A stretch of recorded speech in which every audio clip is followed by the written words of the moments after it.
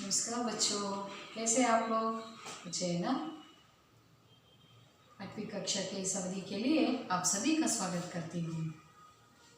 बच्चों, एक बात है, जननी जन्मा भूमिष्य स्वर्गादपि गरीयसी। इसका अर्थ मालूम है आप लोगों को? माँ और मातृभूमि दोनों स्वर्ग से भी बढ़कर है, स्वर्ग के समान है, स्वर्ग से भी ज़्यादा है। क्यों? हमारा भारत देश जो है विभिन्न देश है। यहाँ के संस्कृति, यहाँ के भाषा, यहाँ के धर्म, विविधता में एकता है।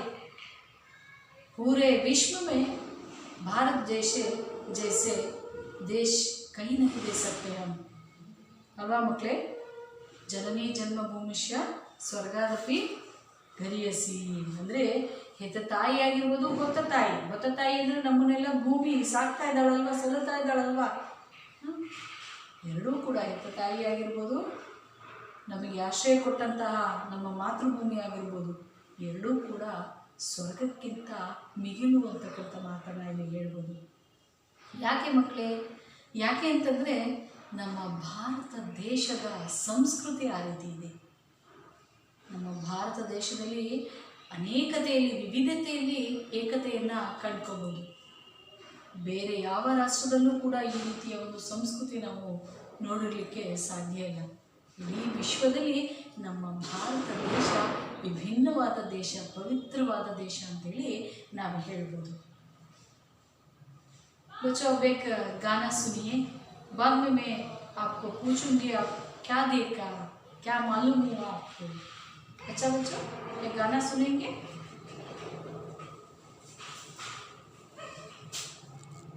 ओ ನನ್ನ ದೇಶ ಬಾಂಧವರೇ, ಕಣ್ಣೀರ ಕಥೆಯಿದು ಕೇಳಿ, ಈ ದೇಶಕ್ಕಾಗಿ ಮಡಿದ ವೀರಯೋಧರ ಕತೆ ಕೇಳಿ.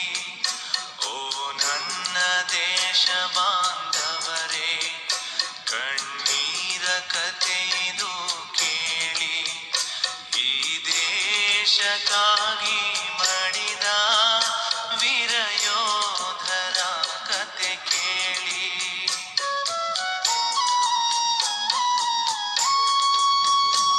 ಹಿಮಾಲಯವು ಭುಗಿಲೇಳಲು, ಸ್ವಾತಂತ್ರ್ಯಕ್ಕೆ ಭಯ ತರಲು, ಕೊನೆವರೆಗೂ ಹೋರಾಡುತ್ತಲೇ, ಕೊನೆವರೆಗೂ ಹೋರಾಡುತ್ತಲೇ ಹೆಣವಾಗಿ ಉರುಳಿದರಲ್ಲಿ, ಭೂತಾಯಿಯ ಋಣ ತೀರಿಸುತ್ತಾ ಕಣ್ಮುಚ್ಚಿ ಅಮರರು ಆಗಿ, ಈ ದೇಶಕ್ಕಾಗಿ ಮಡಿದ ವೀರಯೋಧರ ಕಥೆ ಕೇಳಿ.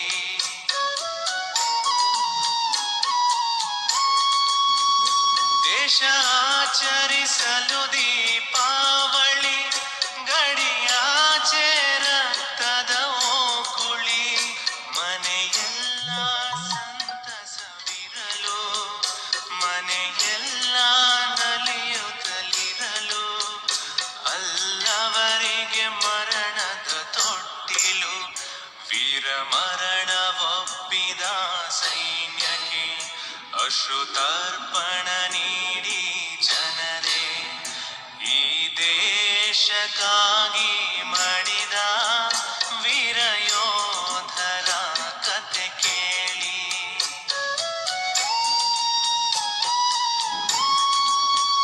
ಕುಲ ಜಾತಿಗಳೆಲ್ಲವೂ ಮರೆತು, ಭಾಷೆ ಪ್ರಾಂತ್ಯದ ಭೇದವ ತೊರೆದು, ಕುಲ ಜಾತಿಗಳೆಲ್ಲವೂ ಮರೆತು, ಭಾಷೆ ಪ್ರಾಂತ್ಯದ ಭೇದವ ತೊರೆದು, ಗಡಿ ನೆಲದಿ ಮಡಿದವರೆಲ್ಲ, ಗಡಿ ನೆಲದಿ ಮಡಿದವರೆಲ್ಲ, ವೀರ ಧೀರ ಭಾರತವಾಸಿ, ಮಳೆಗರಿತು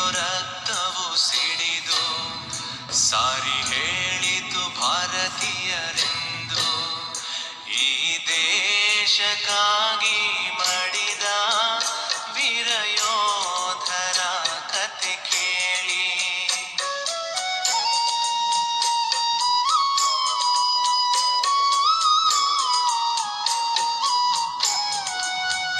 ಗಾಯ ರಕ್ತವು ಆವರಿಸಿದರು, ವೈರಿ ಮುಗಿಸಲು ಮುಂದೂಡಿದರು. ಎದುರಾದ ವೈರಿಯ ಮುಗಿಸಿ ತಾಯಿ ಮಡಿಲಲ್ಲಿ ಬಸವಳಿದಿರಲು, ಕೊನೆ ಉಸಿರು ತಡೆ ಹಿಡಿದಿರಲು.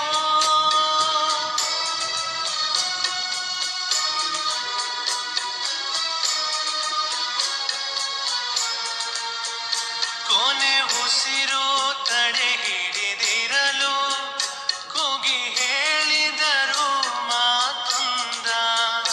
ಕೊನೆ ಉಸಿರು ತಡೆ ಹಿಡಿದಿರಲು ಕೂಗಿ ಹೇಳಿದರು ಮಾತೊಂದ.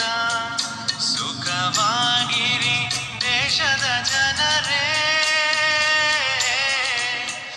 ಸುಖವಾಗಿರಿ ದೇಶದ ಜನರೇ ಎಂದು ಹೇಳುತ್ತ ಕಣ್ಮುಚ್ಚಿದರು, ಎಂದು ಹೇಳುತ್ತ ಕಣ್ಮುಚ್ಚಿದರು. ಮರೆಯಾದರು ಮನದಲ್ಲಿ ಉಳಿದು, ಬಲಿದಾನ ತ್ಯಾಗವ ಮೆರೆದು, ಈ ದೇಶಕ್ಕಾಗಿ ಮಡಿದ ವೀರಯೋಧರ ಕತೆ ಕೇಳಿ. ಓ ನನ್ನ ದೇಶ ಬಾಂಧವರೇ, ಕಣ್ಣೀರ ಕತೆ ಇದು ಕೇಳಿ.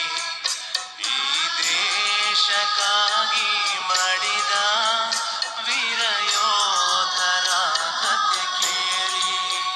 ಜಯ ಭಾರತ, ಜಯ ಭಾರತ ಸೇನಾ, ಜಯ ಭಾರತ, ಜಯ ಭಾರತ ಸೇನಾ. ಜಯ ಭಾರತ, ಜಯ ಭಾರತ, ಜಯ ಭಾರತ.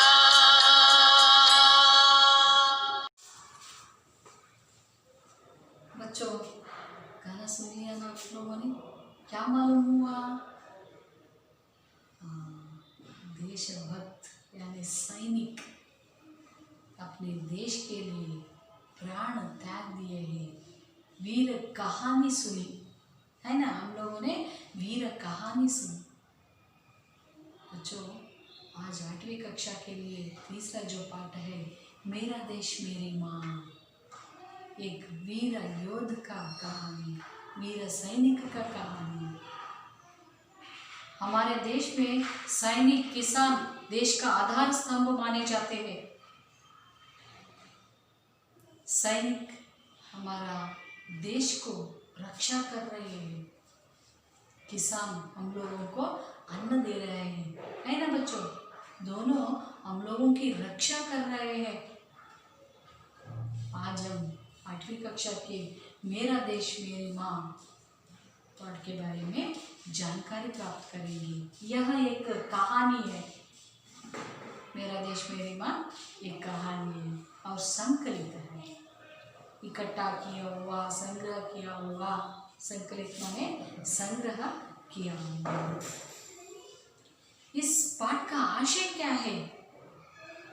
इस पाठ का आशय है शत्रु से देश की रक्षा करना देशवासियों का परम पुनीत कर्तव्य होता है। शत्रु से देशवासियों का रक्षा करना परम पुनीत कर्तव्य है और लड़ाई में पीठ दिखाकर भागना नहीं चाहिए, सीना तान कर आगे बढ़ना चाहिए।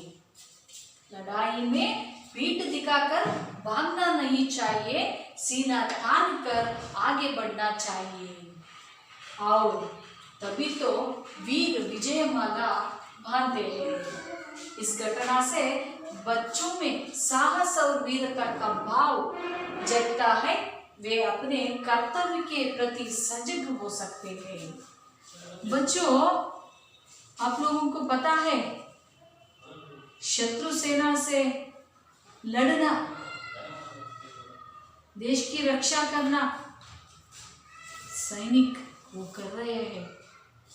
ಮಕ್ಕಳೇ, ಶತ್ರುಗಳ ಜೊತೆ ಓಡಾಡಿ ದೇಶದ ಒಂದು ರಕ್ಷಣೆ ಮಾಡ್ತಕ್ಕಂಥದ್ದು ಒಂದು ವಿಚಾರ ಆದರೆ, ನಾವು ಉತ್ತಮ ನಾಗರಿಕರಾಗೋದು ಕೂಡ ದೇಶದ रक्षणे ಮಾಡ್ದಂಗೆ. उत्तम नागरिक बनना है हम लोगों को. किसी भी तरह हम लोग पीठ दिखाकर भागना नहीं चाहिए. सीना तान कर लड़ने को तैयार होना है. बच्चों, इस पाठ में हमें साहस और वीरता का भाव हम लोग जगा सकते हैं और अपने कर्तव्य के प्रति, उत्तम नागरिक बनना भी एक कर्तव्य है ना बच्चों. कर्तव्य के प्रति हम सजग हो सकते हैं. ठीक है बच्चों, अब हम पाठ पढ़ेंगे. जो वीर योद्ध का कहानी है वो कौन है, देखेंगे. आप सबके पास पुस्तकें खोलिए, मैं पढ़ती जाऊंगी, आप लोग भी मेरे साथ पढ़ते जाइए. सन 1965 की एक शाम हर तरह शांति का वातावरण था. किसी तरह की कोई आशंका नहीं थी. तभी दुश्मनों ने भारत पर आक्रमण कर दिया. अचानक हुए इस हमले ने भारतीय सेना को चौंका दिया. छुट्टियां बिताने अपने घर गए सैनिकों को तुरंत वापस आने के आदेश भेजे गए. छुट्टियां बिता रहे भारतीय सेना के ही एक मेजर को जब सूचना मिली तो जाने की तैयारी कर उन्होंने माँ के पैर छूकर प्रणाम किया. माँ का ममत्व जाग उठा. आंखों में आंसू भर गए और उन्होंने बेटे को सीने से लगा लिया. मेजर का गला भी रूंध गया, पर तुरंत ही मातृभूमि का स्मरण हो आया. युद्ध भूमि को जाते हुए पुत्र के सिर पर हाथ रख आशीर्वाद देते हुए माँ ने कहा, बेटे, इस समय राष्ट्र रक्षा ही नहीं, प्रत्येक भारतीय का सबसे बड़ा कर्तव्य है. जाओ और दृढ़ता से अपने कर्तव्य का पालन करो. याद रहे, भारतीय परंपरा सीने पर गोली खाने की है, पीठ पर नहीं. युद्ध भीषण रूप से फैलता जा रहा था. इच्छोगिल नहर का मोर्चा भारतीय सेना के लिए चुनौती की दीवार बन खड़ा था. प्रश्न उठा, इस अभेद्य दीवार को तोड़ने की जिम्मेदारी कौन निभाएगा?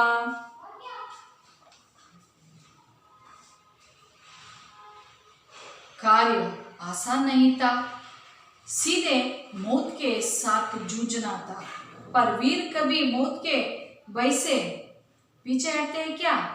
तुरंत एक वीर ने इसका दायित्व स्वीकार कर लिया. ये गांव से आए हुए वही मेजर थे. मौत की परवाह किए बिना मेजर ने मोर्चा संभाल लिया. वे धीरे धीरे आगे बढ़ने लगे. दिल दहलाने वाली गोलियों का शोर कानों के पर्दों को फाड़ने की कोशिश कर रहा था.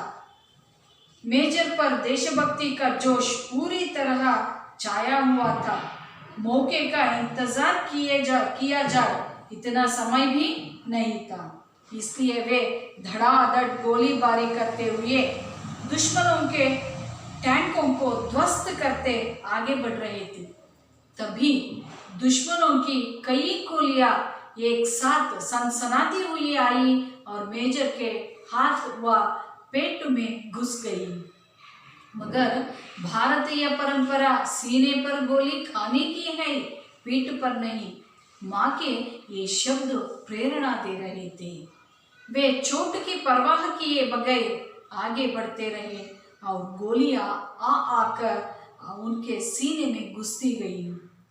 स्थिति को समझते हुए उनको पीछे हटने का आदेश जारी किया गया, पर मेजर के कदम रुके नहीं. दुश्मन के सारे टैंकों को ध्वस्त कर विजयश्री को गले लगाकर ही उन्होंने दम लिया। तुरंत ही अमृतसर के सैनिक अस्पताल में उन्हें लाया गया, पर तब तक पूरा सीना गोलियों से छलनी हो चुका था।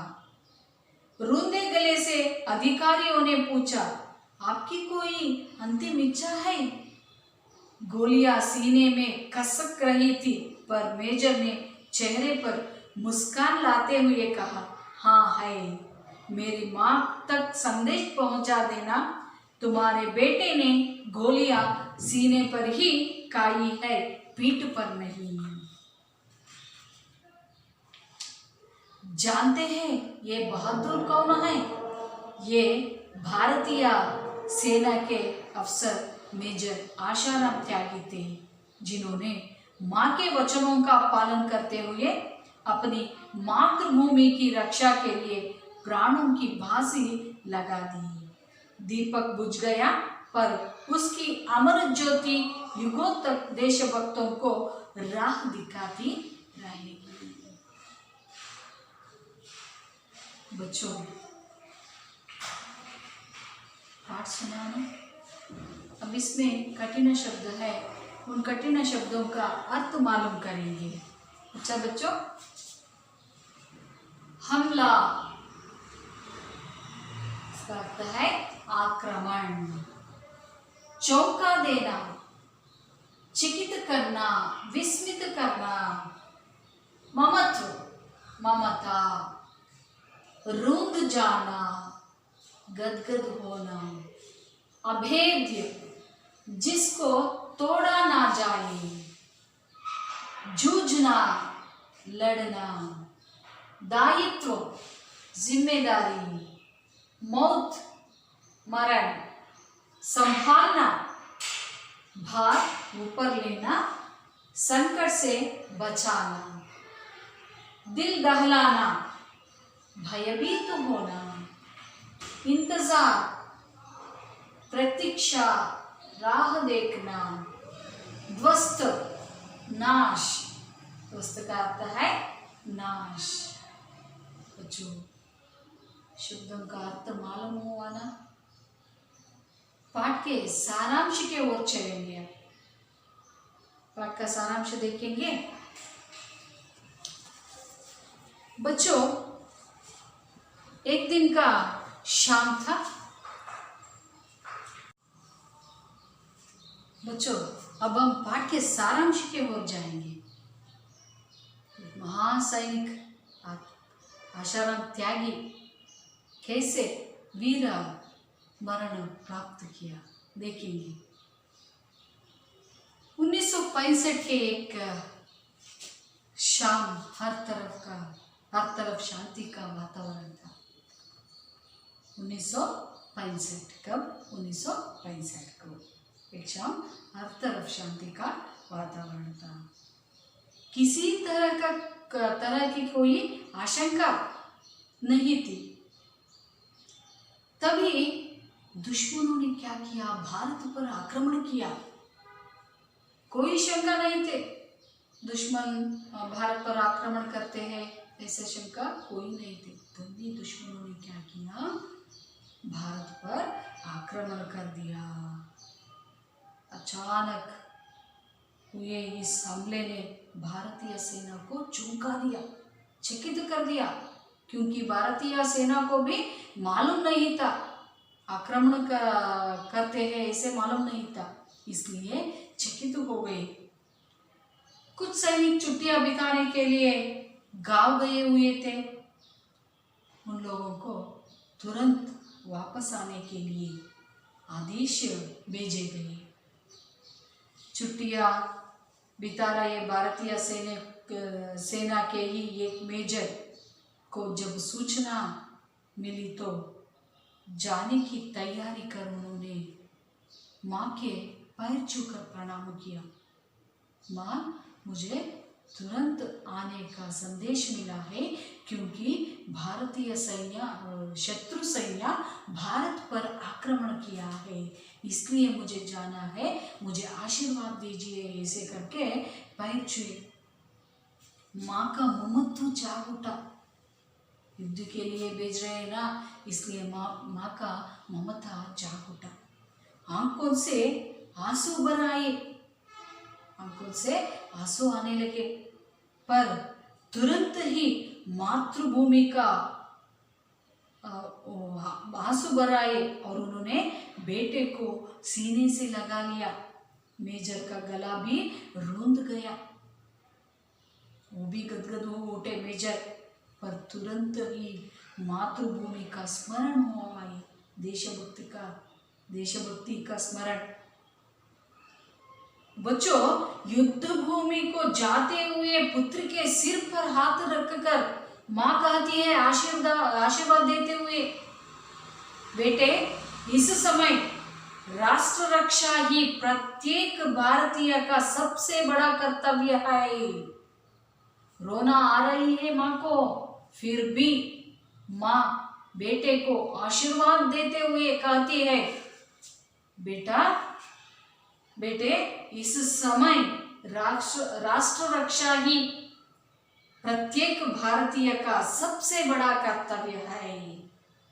जाओ, दृढ़ता से अपने कर्तव्य का पालन करो, मगर याद रहे, माँ कह रही है, मगर याद रहे, भारतीय परंपरा सीने पर गोली खाने की है, पीठ पर नहीं। माँ कहती है 1965ರಲ್ಲಿ ನಡೆದಂತಹ ಒಂದು ಘಟನೆ ಇದು। ಭಾರತದ ಮೇಲೆ ಶತ್ರು ಸೈನ್ಯ ಆಕ್ರಮಣವನ್ನ ಮಾಡುತ್ತೆ। ಯಾರಿಗೂ ಈ ಒಂದು ಸಂದೇಹ ಇರೋದಿಲ್ಲ, ಶತ್ರುಗಳು ಭಾರತದ ಮೇಲೆ ಆಕ್ರಮಣವನ್ನ ಮಾಡ್ತಾರೆ ಅನ್ನೋ ಒಂದು ಸಂದೇಹ ಯಾರಿಗೂ ಇರಲ್ಲ। ಅಂತಹ ಒಂದು ದಿನ 1965ರಲ್ಲಿ ಶತ್ರು ಸೈನ್ಯದವರು ಭಾರತದ ಮೇಲೆ ಆಕ್ರಮಣವನ್ನ ಮಾಡ್ತಾರೆ।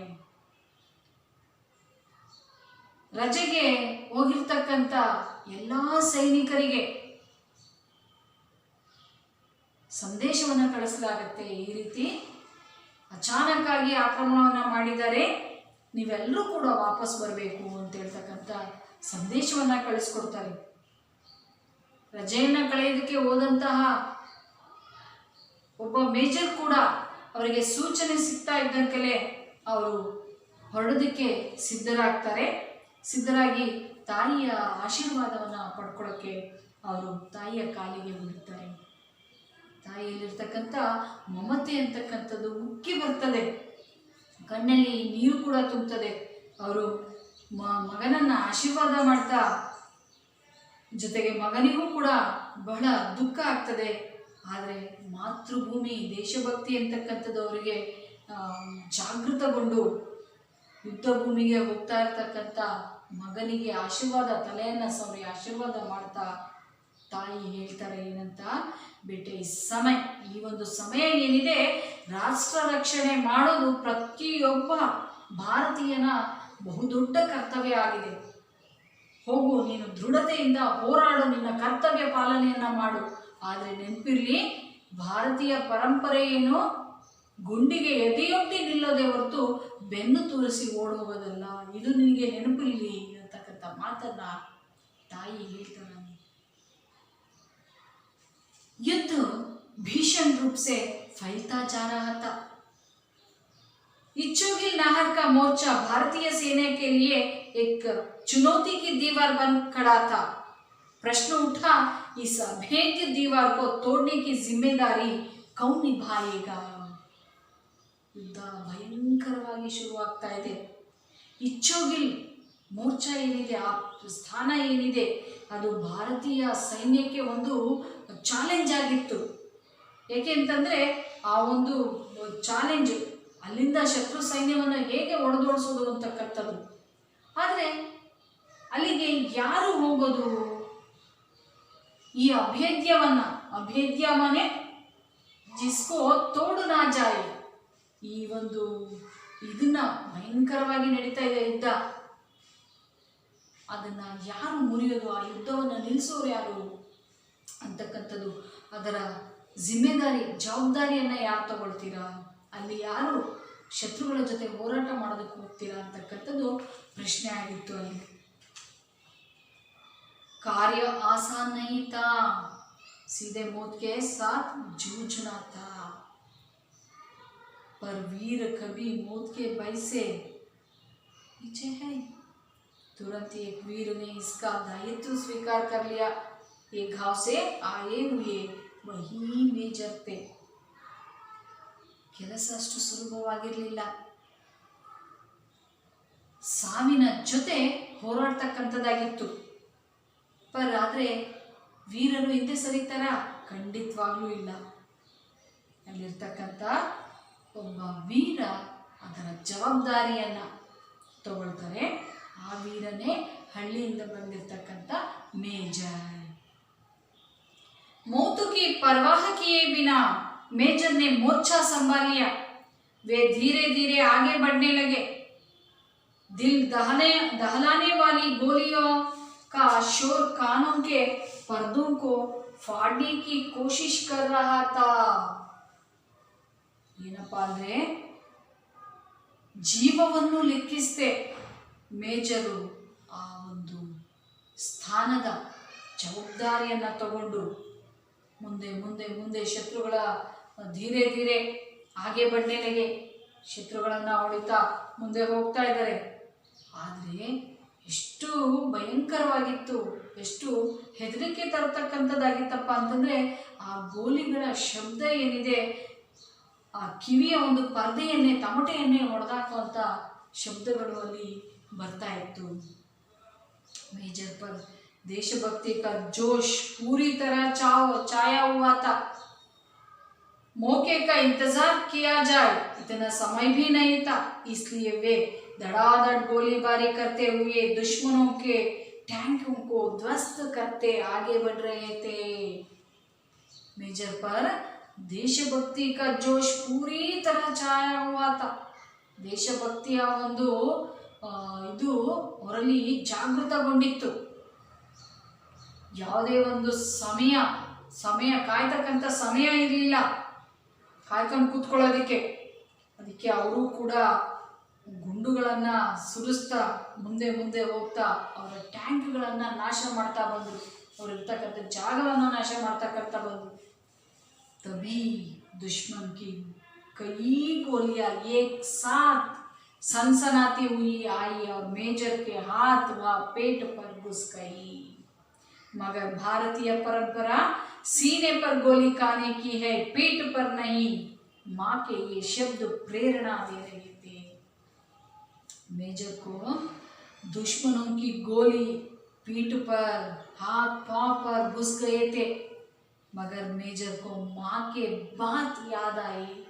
भारतीय परंपरा क्या है? सीने पर गोली खाने की है, पीठ पर नहीं. यह वाक्य प्रेरणा दे रहे थे मेजर को. ತಾಯಿ ಹೇಳಿದಂತಹ ವಾಕ್ಯ ಭಾರತೀಯ ಪರಂಪರೆ ಗುಂಡಿಗೆ ಎದೆಯೊಡ್ಡಿ ನಿಲ್ಲುವುದೇ ಹೊರತು ಬೆನ್ನು ತೋರಿಸುವುದಲ್ಲ ಅಂತಕ್ಕಂಥ ಮಾತು ಅವರಿಗೆ ನೆನಪಿಗೆ ಬರ್ತಾ ಇತ್ತು. ಶತ್ರು ಸೈನ್ಯದವರು ಅವ್ರ ಮೇಲೆ ಗುಂಡಿನ ದಾಳಿಯನ್ನೇ ಮಾಡ್ತಾ ಇದ್ದಾರೆ. ಆದ್ರೂ ಕೂಡ ಅವರು ಹೆದರಲಿಲ್ಲ, ಜಗ್ಗಲಿಲ್ಲ.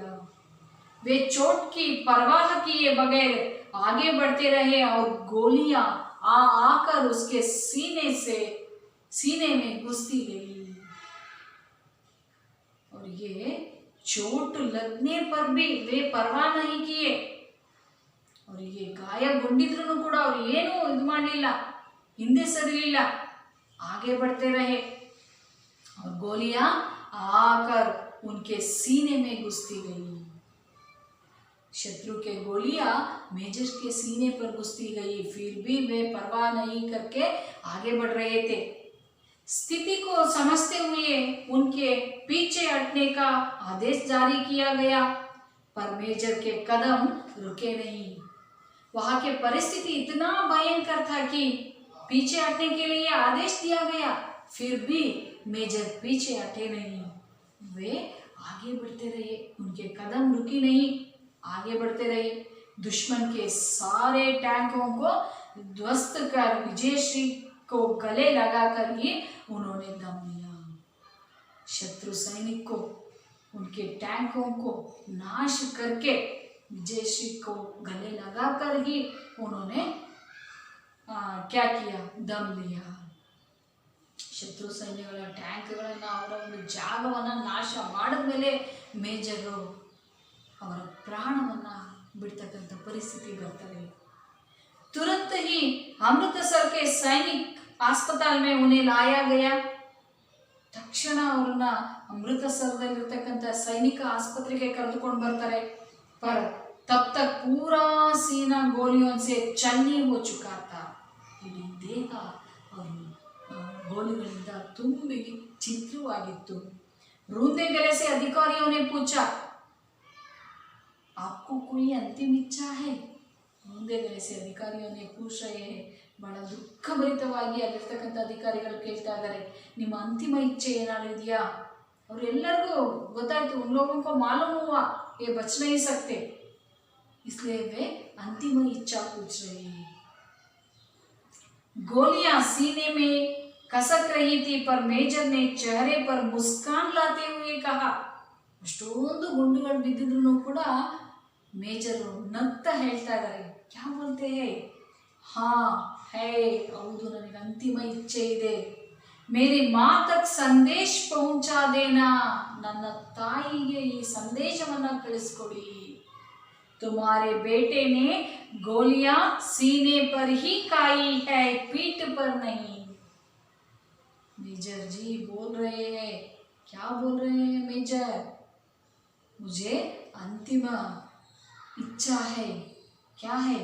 मेरी माँ तक संदेश पहुंचा देना, तुम्हारे बेटे ने गोलियां सीने पर खाई है, पीठ पर नहीं. ಹೌದು ನನಗೆ ಅಂತಿಮ ಇಚ್ಛೆ ಇದೆ. ಏನಂತಂದರೆ ನಿಮ್ಮ ಮಗ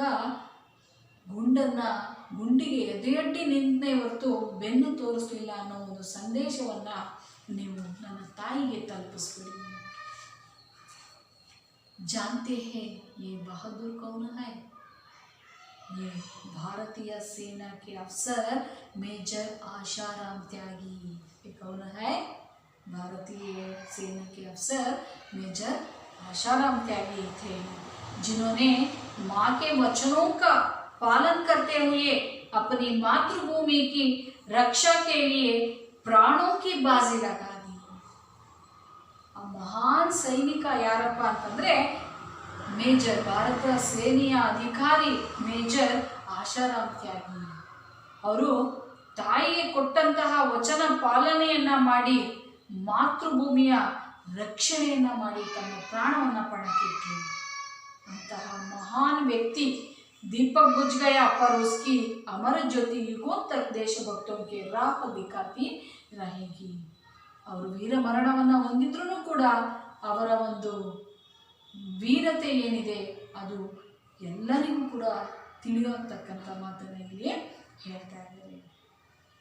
अच्छा बच्चों, आपको मालूम हुआ यहाँ पर इच्छोगिल का शब्द आया ना? यहाँ लाहौर में 14 किलोमीटर की दूरी पर है इच्छोगिल नहर. और आशाराम त्यागी के बारे में छोटा सा परिचय है. आशाराम त्यागी जी भारतीय सेना के मेजर थे. 31 दिसंबर 1965 के भारत पाकिस्तान युद्ध में वे शहीद हुए. 1965 को 31 दिसंबर 1965 को भारत पाकिस्तान युद्ध में वे शहीद हुए. युद्धोपरांत उन्हें महावीर चक्र प्रदान कर सम्मानित किया गया. ऐसे ही हमारे वीर सैनिक, भारत के वीर सैनिक है. इससे हमें पता चलता है कि हमें भी साहस और वीरता का भाव जगाना चाहिए. ಮಕ್ಕಳೇ, ನಾನು ಮೊದಲೇ ಹೇಳ್ದಂಗೆ ಸೈನ್ಯದಲ್ಲಿದ್ದರೆ ಸೈನಿಕರು ನಮ್ಮ ದೇಶದ ದೊಡ್ಡ ಆಸ್ತಿ. ಅವ್ರಿಗೆ ನಾವು ಸಹಾಯ ಮಾಡೋದೇನಪ್ಪ ಅಂದರೆ, ನಾವು ಎಲ್ಲರೂ ಸೈನ್ಯಕ್ಕೆ ಸೇರೋದಕ್ಕಾಗಲ್ಲ. ಆದರೆ ನಾವು ಏನು ಮಾಡ್ಬೋದಪ್ಪ ಅಂತಂದರೆ ಭಾರತದ ಉತ್ತಮ ನಾಗರಿಕರಾಗೋದು. ಅದು ಕೂಡ ದೇಶ ಸೇವೆ ಮಾಡೋದಷ್ಟೇ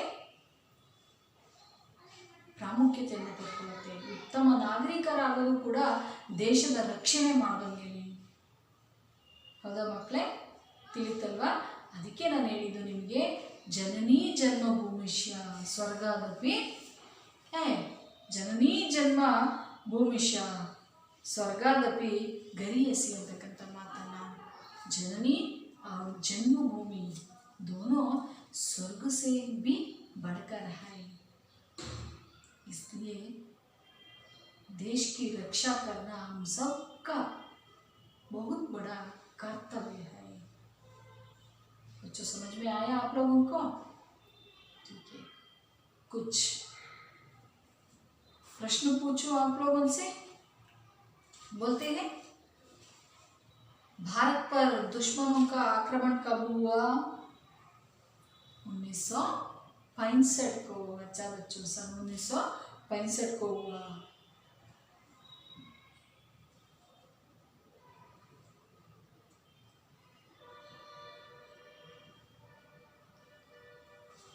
मेजर को तुरंत किसका स्मरण हो आया? मेजर को तुरंत मातृभूमि का स्मरण हो आया। भारतीय सेना के लिए किस नहर का क्षेत्र चुनौती की दीवार बना खड़ा था? इच्छोगिल नहर का मोर्चा भारतीय सेना के लिए चुनौती की दीवार बना खड़ा हुआ था। इच्छोगिल नहर को तोड़ने के लिए कौन तैयार थे? शहीद हुए ना, वे कौन थे? आशाराम त्यागी। भारतीय सेना के मेजर आशाराम त्यागी इच्छोगिल नहर को तोड़ने के लिए तैयार थे। मेजर ने किसकी परवाह नहीं करते हुए मोर्चा को संभाला? किसकी परवाह करते हुए? मौत की परवाह करते हुए। मौत की परवाह किए बिना वो मोर्चा संभाला।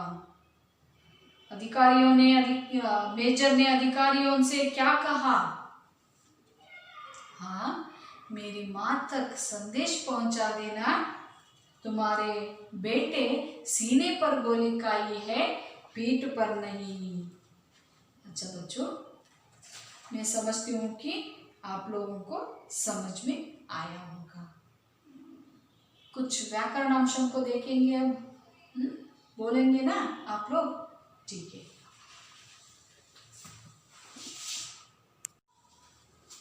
बच्चों, किताब में कुछ व्याकरण अंश है। विलोम शब्द। विलोम शब्द है, उदाहरण के लिए अच्छा, बुरा, बड़ा, छोटा, आगे, पीछे, दोस्त, दुश्मन, भेद, अभेद्य। वैसे ही कुछ वचन रूप है, इसको देखेंगे। चुट्टी, चुट्टियाँ, गोली, गोलियाँ, रोटी, रोटियाँ, लाठी, लाठियाँ, खिड़की, खिड़कियाँ, जिम्मेदारी, जिम्मेदारियाँ, माला, मालाएं, शाखा, शाखाएं, कविता, कविताएं, पत्रिका, पत्रिकाएं, रेखा, रेखाएं। वैसे ये अन्यलिंग रूप है। मालिक, मालकिन, मालिक, मालकिन, धोबी, धोबिन, माली, मालिन, साथी, साथिन, तेली, तेलिन। बच्चों, वैसे ही कन्नड़ अनुवाद है, वाक्यों में प्रयोग कीजिए है। आप लोग को लिखना होगा। लिखेंगे ना आप? पूरा पाठ के प्रश्नोत्तर है, जो अभ्यास में प्रश्नोत्तर है और व्याकरण अंश है, पूरे का पूरा लिखना होगा।